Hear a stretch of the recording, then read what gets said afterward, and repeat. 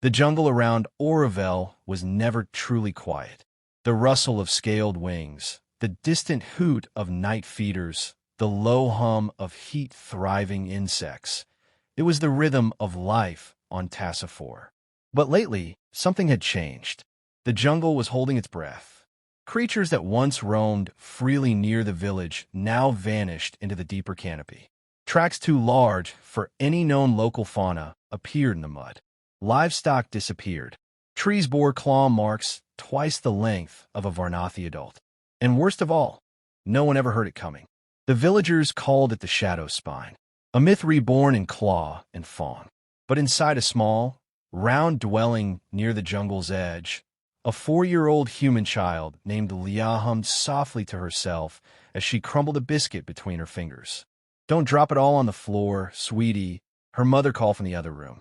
"That's your last one," Leah giggled, swiping a finger across the crumbs on the table. "It's okay, Mommy. I'll share." Ellen Ward smiled faintly, but didn't look up from her datapad. She was a xenobotanist, sent to assist the Varnathi with crop stability research. She wasn't supposed to stay this long, but they'd grown fond of the calm, slow pace. That is, until the disappearances began. There had been 2 meetings this week already. The villagers debated everything from erecting energy barriers to full evacuation. But nobody had seen the creature. Just the aftermath. Ellen had started sleeping with her emergency beacon on her belt. That afternoon, Leah wandered toward the jungle's edge. The air was warm, and the wind carried the smell of sweet pollen and wet earth. A bright blue insect buzzed past her nose.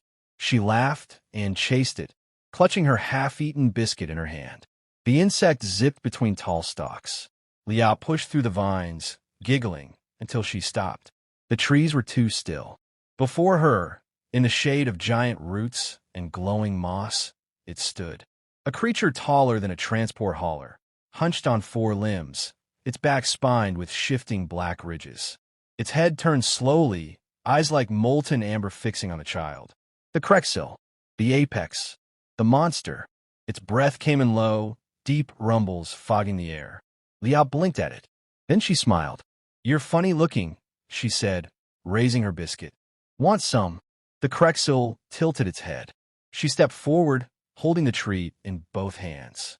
Her arm trembled slightly from the heat of its breath, but her eyes were wide, curious, not afraid. The beast lowered its head slowly, expecting a trap, a spear, anything but this. It sniffed. Leah giggled and touched its snout. "You're really fluffy for a bad guy." The Krexil flicked its long tongue across her hand, gathering the crumbs. Then it sat. From the tree line, Ellen screamed. She had followed the girl's tracker signal in a panic when the perimeter alarm chirped. Now, she stood frozen, watching her daughter stroke the nose of a creature that had slaughtered wild stalkers and split stone with its claws. Leah turned, delighted. "Mommy, look, he likes biscuits." "Leah, get away from it. Now." The Krexil rose. It loomed over the child, gaze falling on the woman, assessing her stance, her voice, her fear. Ellen's hand moved to the emergency beacon. The Krexil gave a low, rattling snort and bounded back into the forest without a sound. Branches bent, leaves scattered. It was gone. Ellen ran to her daughter and scooped her into her arms. You're okay, baby, I've got you."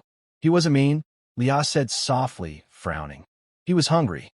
That night, the village council met again. "Your species draws them," hissed one elder. "We've never seen it come so close until now." "You think my daughter invited it?" Ellen snapped. "She's a toddler, not a summoner." "She offered it food," another said. "It tasted her kindness. That is more dangerous than fear." Ellen went cold. Far in the jungle, the Krexil lay curled beneath a canopy of blue glowing ferns. It did not sleep. Its mind buzzed with strange images. Laughter, soft hands, the taste of sweetness. It had hunted Varnathi for decades. But this small creature, this cub, had not flinched, had not screamed, had not fled. It did not understand. But it remembered. The village buzzed with whispers. Ever since the encounter between Leah and the predator, the jungle around Oroville had grown restless, but not in the way the elders expected. Livestock stopped disappearing. Tracks near the perimeter vanished. The night no longer echoed with distant screams. It was quiet again, too quiet. The villagers didn't see this as relief. They saw it as the eye of the storm. "I'm telling you," said Elder Zir during the council's dusk gathering. "It's not gone. It's watching, learning. And if it is?" Ellen asked. Her voice was calm, but her fingers were white against the table. "Would you rather it returned to killing?" Zir leaned forward, mandibles twitching. "I would rather it followed the natural order. Apex predators do not make attachments." The room fell silent. Ellen didn't reply, because secretly she agreed. What the Krexel had done, stopping, sniffing, even sitting beside a child, was unprecedented, dangerous, and Leah kept talking about it like it was a pet. "I'm going to name him," Leah declared the next morning, dragging her stuffed lizard across the floor. "No, sweetie," Ellen said firmly, tying her boots. "You're not naming him, because he's not your friend. He's wild, dangerous, but he didn't hurt me. That doesn't mean he won't next time." Leah frowned, deep in thought. "Then I'll bring 2 biscuits next time. One for me, one for him." Ellen paled. "There is no next time." Of course there was. Leah slipped past the guards that afternoon. She was a Deathworlder child, clever, sneaky, and used to solving problems her way. She knew which foliage crackled underfoot and how to imitate the bird scream that sent local drones scattering, distracting adults for a few precious seconds. She waited at the jungle's edge with a biscuit in her hand, just like before. Minutes passed. Then a breath. Hot, deep, directly behind her. She turned with a grin. "You came." The Krexel blinked slowly, crouching low enough that its eyes were level with hers. It studied the biscuit, took it delicately. Then it nudged her, gently, with its snout. Leah giggled. She touched its snout again, then reached up and gently tapped between the ridges on its crown. "I'm going to call you Crunchy." The Krexel snorted. Somewhere deep in its primitive but rapidly adapting mind, something shifted. The cub was small, fragile, easy prey, yet brought food. It gave warmth. It offered affection without condition. No prey had ever behaved this way. It didn't flee. It didn't fight. It shared. And so, for the first time in its life, the Krexel did not hunt that day. It guarded. Back in the village, Ellen paced. Leah's signal blinked on her wrist pad, just outside the eastern sensors. Again, she grabbed her tranquilizer rifle and sprinted for the perimeter. Her heart pounded as she burst through the foliage. And stopped. There was Leah, sitting on a log, next to the monster. They sat in perfect silence, watching a cluster of glowing beetles flutter between trees. The Krexel made a low, curious rumble. Leah whispered something back. The rifle dropped from Ellen's hands. "Leah," she said, voice trembling. The child turned, waving. "Mommy, Crunchy likes bugs." The Krexel shifted. It rose slowly, cautiously, its massive body towering over both of them. Ellen didn't breathe. Then it turned, and it walked away. Back at the village, the elders were furious. "You're endangering the entire settlement," Zir hissed. "We should terminate the beast now." "With what?" Ellen shot back. "You tried once before. It killed the entire strike team in under a minute. Then we evacuate." "No," Ellen said. "We study it. Observe. Leah's made contact. Something in it recognizes her. Or is luring her in." Zir snapped. Ellen's eyes narrowed. "I've seen lures. Predators don't sit quietly beside prey. They don't watch firebugs. They don't purr." The room was silent again. Then one of the younger Varnathi biologists stepped forward. "Perhaps the cub has triggered imprinting behavior. The Krexel may see her as kin. Or something higher." "Higher." Zir spat. The biologist hesitated. "Perhaps as pack alpha." The idea was absurd, but no one laughed. That night, the Krexel returned to its den.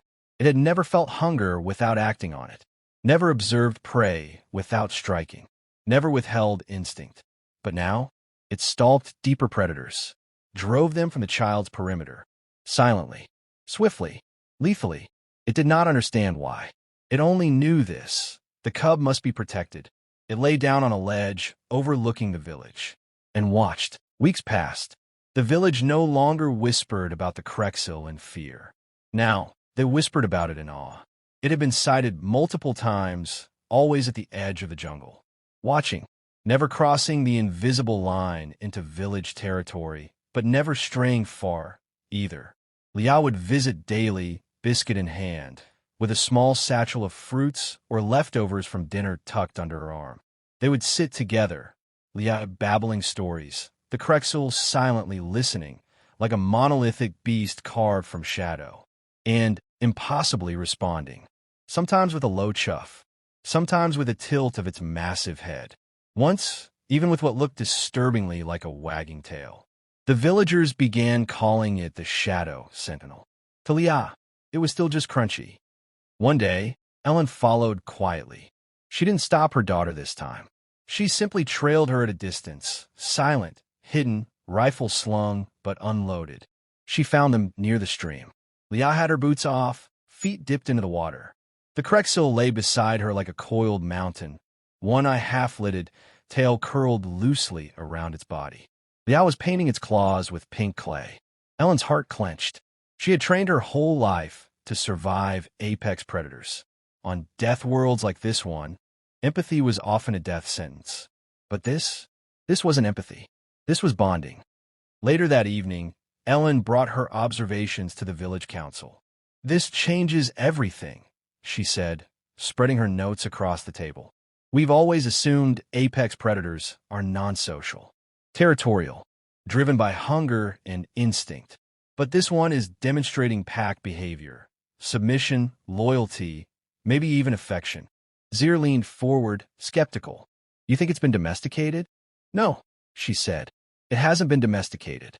It's domesticated itself." The younger biologist nodded eagerly.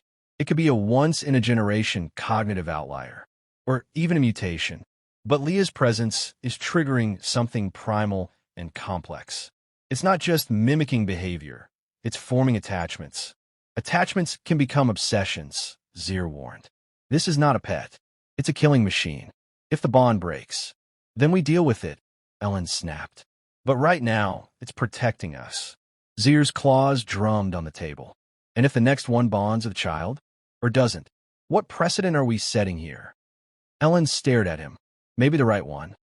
That night, something changed. The forest screamed. Alarms blared as drones picked up massive heat signatures approaching the village perimeter. Not Krexil, 3 others. Larger, older, more aggressive. Predators. Real ones. Liao woke to the sound of warning klaxons and shouting. Ellen grabbed her and bolted outside, rifle raised, sensors pinging hot. But before the villagers could ready the defensive net, Crunchy hit the first predator like a missile. It burst from the tree line, claws bared, jaws wide, and tackled the incoming alpha in mid-leap. The impact shattered trees. Dirt exploded in all directions. The fight was fast, brutal, primal. The 2 other predators hesitated. Crunchy stood, bloodied but unbowed, and roared, the kind of roar that shook bone and command. The others fled. The village stood in silence. Liao, still cradled in Ellen's arms, whispered, "He protected me." The aftermath was a blur. The body of the slain predator was dragged away by drones for study. The village resecured its perimeter. Council members argued late into the night about risk, precedent, evolution. Ellen didn't argue. She stood at the edge of the jungle, looking into the trees where Crunchy had vanished again. When Liao tugged her sleeve, she knelt down. "Can I go see him tomorrow?" Ellen hesitated. Then she nodded. "Yes, but I'm coming with you." Liao smiled. "I'll bring 3 biscuits. You can share with us." The next morning, Ellen and Liao walked into the jungle together. Crunchy was already waiting. But this time, he wasn't alone. Behind him, deeper in the brush, sat a second Krexil. Smaller, lighter, younger. It didn't approach, just watched. Ellen slowly raised her scanner. "Female," she murmured. "Barely adult." Crunchy nudged Liao forward, then turned his head toward the new arrival. It was an invitation. A gesture. Liao tilted her head, curious. "Is that his friend?" Ellen stared. "No," she whispered. "That's a gift." The implications hit her like thunder. Crunchy wasn't just bonded. He was introducing his kind. This wasn't a one-time anomaly. This was a beginning. The jungle buzzed with life, but the air felt heavier, like the world was holding its breath. Ellen stood beside Leah, eyes locked on a young Krexil in the underbrush. It hadn't moved. Crunchy remained still too, massive, scarred, his tail gently sweeping the mossy ground in claw marks. His message was clear. This is one of mine. I trust you with her. Leah stepped forward. Slowly, deliberately. She opened her pouch, pulled out a biscuit, and broke it in two. One half she offered to Crunchy, an old ritual now, understood between them. The other half she held out, palm flat, toward the new Krexil. The young female's nostrils flared. She sniffed, took a hesitant step forward. Her talons dug into the soil. She sniffed again, and then, delicately, she plucked the biscuit from Leah's hand with her teeth. Ellen exhaled a breath she didn't realize she was holding. Crunchy chuffed, a low, approving sound. The young one tilted her head and purred. Leah clapped her hands with delight. Can we name her Crumb? Ellen didn't answer immediately. Her mind raced with implications. This wasn't just another outlier. This was a behavioral cascade. Crunchy was modeling behavior, teaching it. This wasn't animalistic mimicry. It was cultural transmission. A civilization wasn't born with tools or fire. It was born when one generation taught the next. Back at the village, panic turned into preparation. The footage of the Krexil defending them spread quickly, first to allied colonies, then across human military channels, and finally beyond. Within days, 2 shuttles landed. One carried xenobiologists, the other a security team. The village wasn't thrilled. Counselor Zier met them at the landing pad, flanked by Ellen and several wary villagers. You're not here to capture it, he warned. You're here to observe. We're not looking for trophies, said Dr. Velasquez, the lead biologist, lifting her hands in peace. We're looking for answers, and possibly partners. Ellen folded her arms. You're talking about taming them. I'm talking about collaboration. Then learn from a child, Zier said, nodding at Leah, who stood nearby with her arms around Crunchy's thick neck. In the weeks that followed, the village became a strange kind of research outpost. Cameras were installed at the edge of the jungle, not inside, per Ellen's orders. Biologists took notes, drew charts, and quietly argued about intelligence thresholds and emotional bonding. Meanwhile, the Krexil returned. Not just Crunchy and Crumb, but others, always one at a time, always watching from a distance. It was Leah who named them. Stomper, for the one with heavy footsteps. Whiskers, for the one with an oddly patterned snout. And Snippy, who once tried to grab an entire crate of biscuits before vanishing into the trees. The strange ritual formed, biscuits first, then meat, then simple tools. One day, Crunchy returned holding something in his jaws. It was a jagged rock, sharpened, clearly used. He dropped it at Leah's feet. Is that a weapon? Dr. Velasquez whispered. Ellen crouched beside it. It's a gift. Months later, the Human Colonial Alliance issued an official designation for the region. Krexil Mutual Development Zone, Sector 14. Translation, hands off, observe from a distance, and don't piss off the locals. The Krexil weren't pets. They weren't soldiers. They weren't threats. They were allies. Unpredictable, territorial, fierce, but allies. Ellen found herself teaching alongside Leah now, holding short sessions with young Krexil at the jungle's edge, letting them sniff tools, watching their problem-solving skills evolve with each visit. Zier joked once, "You're not just raising a child anymore. You're raising an entire species." She didn't disagree. One clear morning, Leah approached the jungle with a new bag of biscuits, humming a tune she made up as she walked. Crunchy was waiting, tail flicking, a new scar across his flank. He'd fought again, but not near the village. She gave him 3 biscuits. One for him, one for Crumb, one for a third shape that appeared moments later, leaner, darker, with golden eyes. Crunchy looked down at Leah, then up at the golden-eyed newcomer. He grunted. The newcomer approached and bowed. Not submissive, not fearful. Respect. Leah smiled and offered her last biscuit. The pack continued. Ellen watched it all from a hilltop. From predator to protector, she murmured. Because a child didn't run. Dr. Velasquez nodded beside her. Because she offered a biscuit. They stood in silence, watching the girl and her monsters, no, her friends, disappear into the forest like something out of myth. The jungle was no longer a place of fear. It was a classroom, a cradle, a new chapter. A world once stalked by monsters now walked beside them. Together,